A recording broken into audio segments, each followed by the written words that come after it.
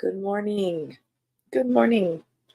Welcome or welcome back to Bookeemonsters. My name is PK. It is Monday again, October the 28th, and we're here to look at the books that have been released this week, being published this week, and we do it genre by genre.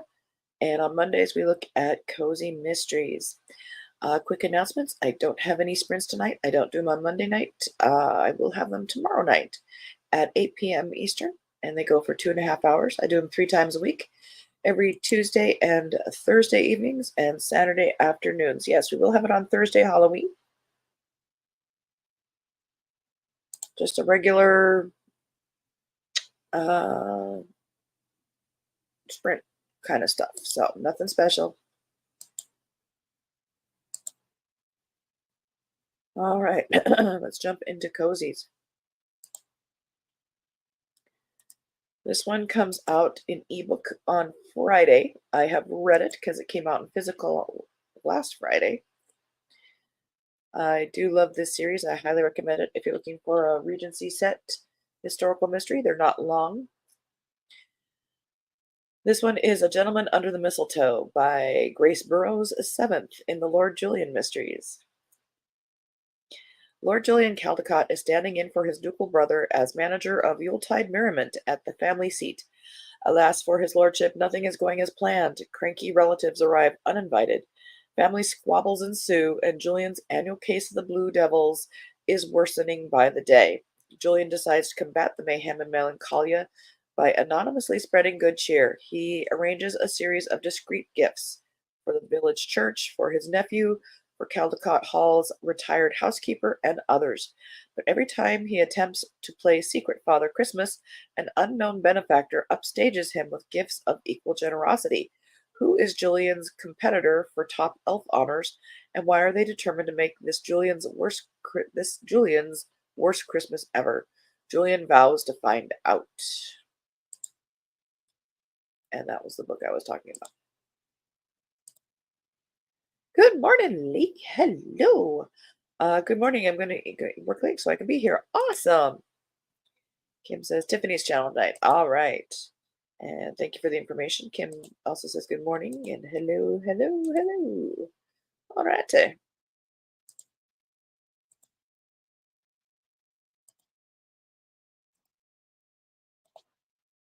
Olivia Blackie has a new series, Black, first in the Supernatural series called A New Lease on Death.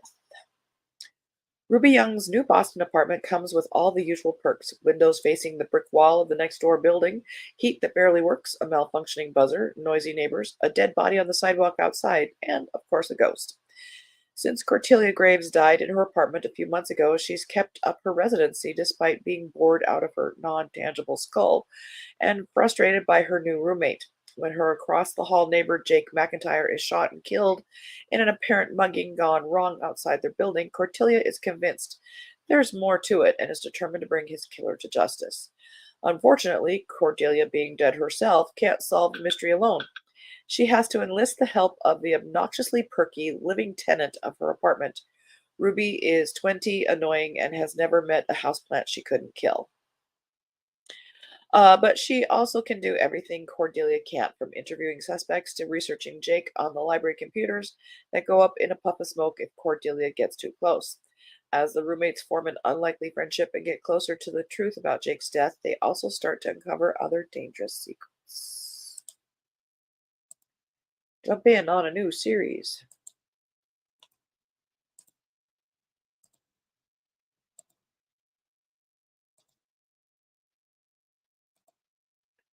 Been awake since 5 something, napping later. Oh, I wish I could. Yes, I've been up since 5. Actually, quarter to 5. Woken up by the bladder alarm. Autumns, Awnings, and Arson. Tanya Koppis has a new one. 38th in series. As autumn leaves fall and the smell of campfire drifts through the air, Mae West is ready to cozy up to the Daniel Boone Festival, the highlight of Normal, Kentucky. But when a fire at the frontier village turns into a blazing whodunit, Mae's relaxing plans go up in smoke. Dr. Everett Hamilton, a celebrated historian, is found toastier than a s'more at the annual festival. Worse yet, the flames were no accident. Dr. Hamilton was as dead as a doornail before the fire even started. When another body drops hotter than a cast iron skillet, May realizes there's more to this festival than meets the eye.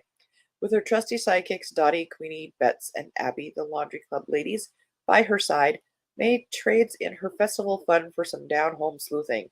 From suspicious historians to smoldering affairs, the suspects are as thick as campfire smoke, and it's going to take more than May's southern charm to put out this fire.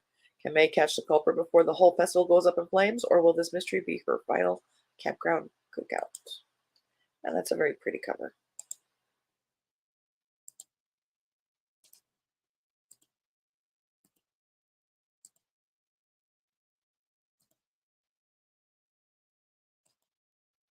Are ya? Oh, that's good to hear. Pretty Little Princesses, a Maiden Harlow mystery. Third in that series by Camille Sharp. What was supposed to be a fun trip down memory lane becomes a deadly game of cat and mouse as Maiden and her friends gather for her. Did her parents not like her? Gather for her high school reunion. They are quickly reminded of the bittersweet memories of their teenage years. But when one of Maiden's old bullies is found murdered, everything takes a sinister turn. Captain McAllister is on the case, but things become personal when he arrests Maiden's best friend for the murder. As the body count rises, Maiden and McAllister must work together to stop a serial killer and uncover dirty secrets that have been buried for a decade. But as they get closer to the truth, Maiden finds herself on the killer's hit list and must fight to stay alive. As the attraction between Maiden and McAllister intensifies, the danger and suspense only grows. Will they be able to catch the killer before it's too late? Find out in this thrilling blah blah blah.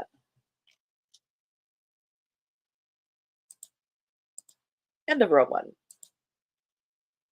Row two. A Drizzle of Danger. Second in the Cafe Crimes Cozy Mystery Series by Simone Steyer. All Parker Hayes wanted was a fresh start, serving up frothy lattes and decadent desserts at her charming new cafe, Cacio Latte. But just as she's perfecting her caramel drizzle, her grand opening takes a bitter turn when a face from her past turns up dead right behind the cafe. Suddenly, Parker's at the center of town gossip and the prime suspect. Dodging murder accusations was definitely not part of her business plan. Then an ominous text turns everything upside down, and the clues start pointing to one of Magnolia Grove's most upstanding citizens. With a sheriff out to get her, colorful locals keeping her on her toes, and clues that lead everywhere but make no sense, Parker will need more than a strong cup of coffee to clear her name. Can she solve the case before this drizzle of danger spoils her shot at a fresh start?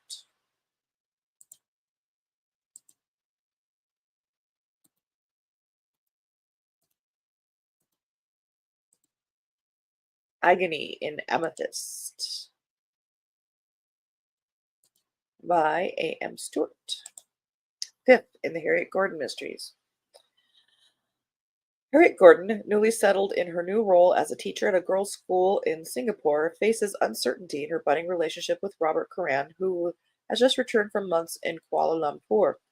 Curran's expected promotion turns sour when the position is given to an old adversary from his Scotland Yard days. The arrival of the Colonial Foreign Secretary, Sir Henry Cunningham, revives memories of one of Curran's unresolved cases.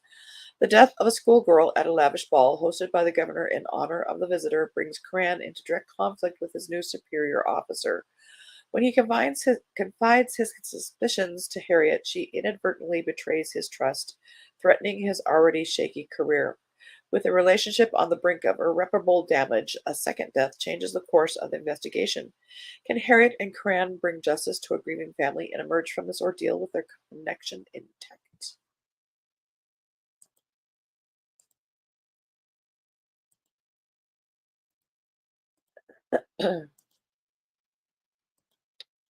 Out on a Limb by Alison Thorpe, second in the Family Tree Mysteries. Researching one's family tree should be easy for a genealogist, right? As Elle Turner delves into her past, however, she discovers dark tangles of identity even she never imagined. If she's not Elle Turner, who is she? When a man calling himself her uncle suddenly appears in town and is later found dead, Elle becomes the prime suspect. Trying to clear her name and uncover her true self are not easy endeavors. And if those issues aren't enough to clutter her mind, someone attempts to kidnap her parrot. Newly appointed Chief of Police Alan Poe is monopolizing her daydreams. A rumor of hot diamonds points her way, and a scruffy dog decides to adopt her. Is there a happy ending here? It's cozy. Of course there is.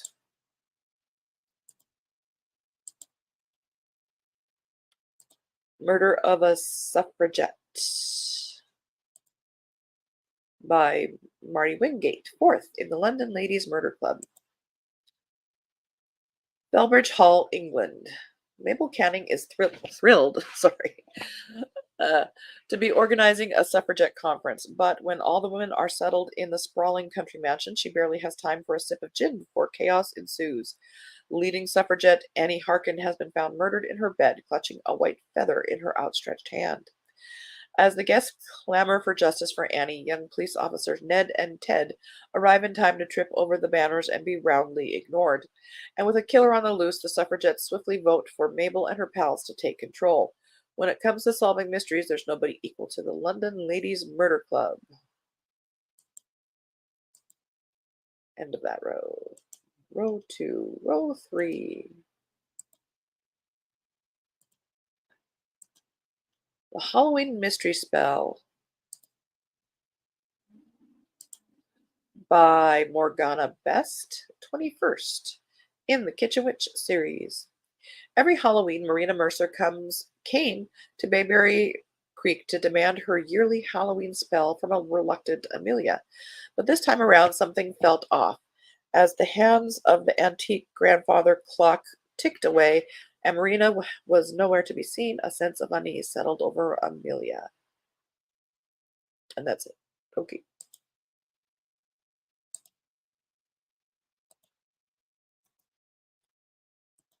The Vanished Visitor by Danielle Collins and Millie Briggs. Fifth in the Pearl Sands Beach Resort Cozy Mysteries. Nothing shakes up the holidays like a good mystery, unless you're the victim, of course.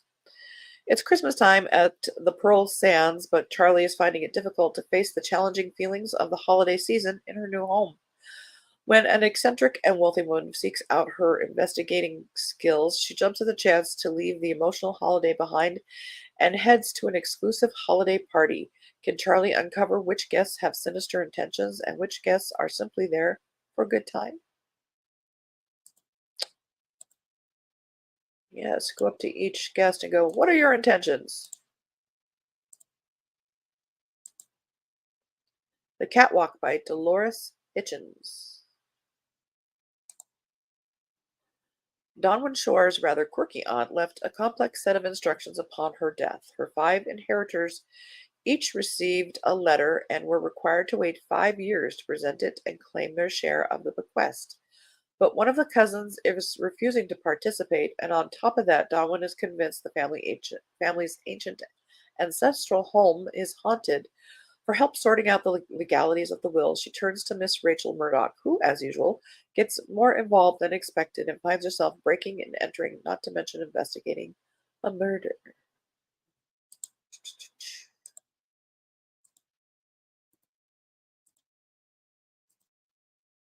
Crafty Cat by Molly Hunt, 11th in the Crazy Cat Lady Mysteries.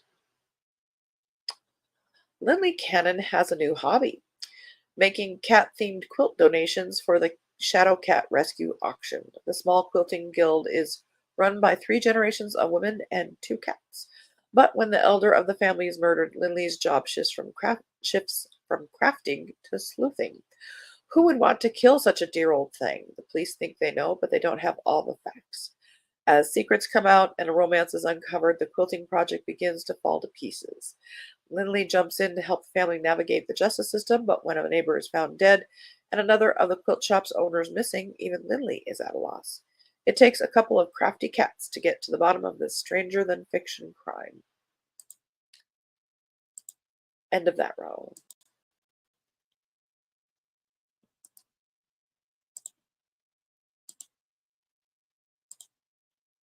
Masquerade Murder at the Castle, fourth in the Kitty McCrae Cozy Mysteries by Avery Kent. Excuse me. As the glittering evening unfolds, Castle blah blah blah. Let's try up here. Chaos descends on peaceful Frobisher Castle when it hosts a glamorous masked ball for the American billionaire tycoon Warren Willington.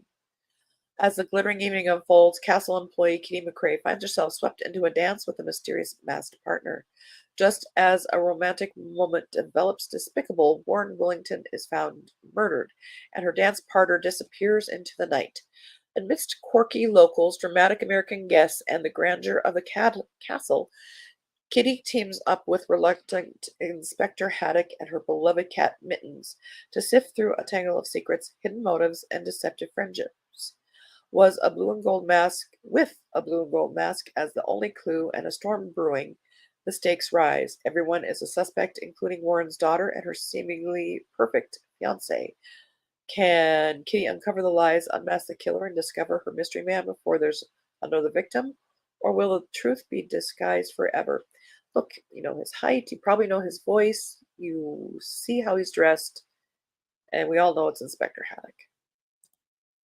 Just saying. You're in a cozy. This is how it works. And we're not jaded at all. Good morning, Elena. How are you doing?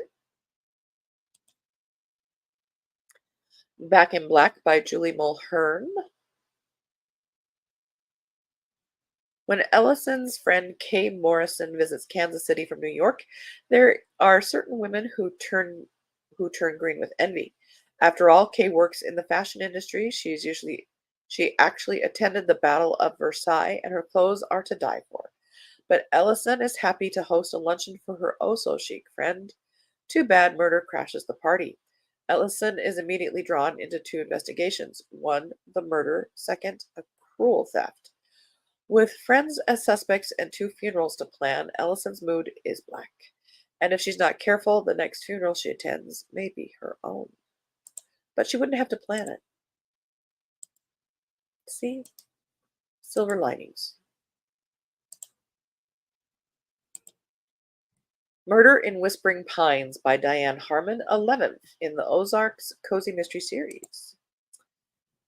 Now that the man who has been trying to murder Della and the one responsible for murdering her husband has been arrested, Della is ready to put the past behind her and start anew. But when a young woman from nearby Whispering Pines shows up at her antique shop, desperate for help, Della is pulled into a complex web of lies, danger, and mystery. Sam Sequoia's brother has vanished without a trace, leaving behind only a locked car and a dropped phone in a dark alley. As Della digs deeper into Joe Sequoia's disappearance, she uncovers unsettling connections between his case and another missing person in Whispering Pines.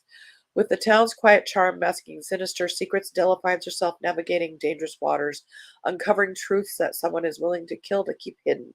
Along the way, she faces her own inner demons, from her unresolved feelings for FBI agent Bryce Summers to the painful memories of her late husband's tragic death.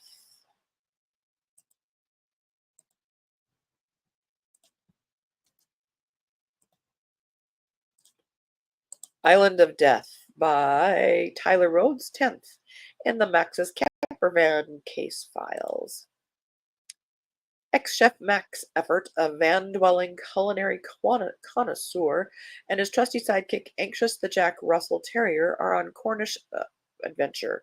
Their plan? A leisurely row, sunshine, and a bit of coastal charm.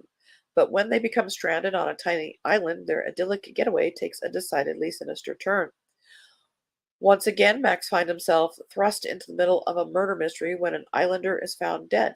Pining for men waiting for him on the mainland but unable to escape, Max sets out to solve the crime, but the island and its inhabitants prove to be more challenging than any kitchen nightmare. As Max races against time to escape the killer and secretive residents, he discovers that even the most picturesque coastal town can harbor a dark side. Will he make it off the island alive, or will his new role in life as an amateur detective lead him to a grisly end? Contains a stunning one-pot recipe at the end, perfect for those on the road or anyone who wants a great meal without all the washing up. End of that row.